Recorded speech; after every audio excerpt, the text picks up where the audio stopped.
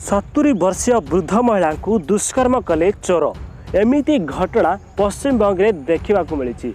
गत रविवार विलंबित राति रे महिला जनक दुष्कर्मर शिकार होइछंती। तो घटनाटी एमिति घटी थिला। तो दर्शक बंधु भिडियो को आरंभ करबा ता पूर्व वीडियो को लाइक करेंगे, चैनल को सब्सक्राइब करेंगे और वीडियो को शेयर करेंगे। तो पश्चिमबंग में देखा मिली अभावनीय घटना।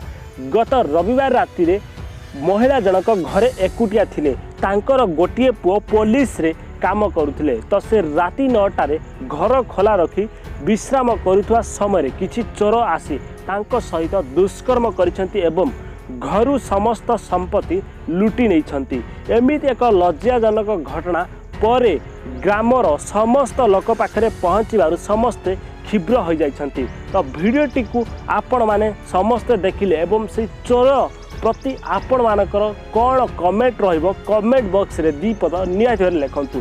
एमिति लज्जाजनक घटना वर्तमान समय को समय बढ़ी बढ़ी चली। तो दर्शक बंधु भिडियोटी देखिले ताल धन्यवाद। वीडियो को लाइक करंतु, चैनल को सब्सक्राइब करनथले चैनल को सब्सक्राइब करंतु।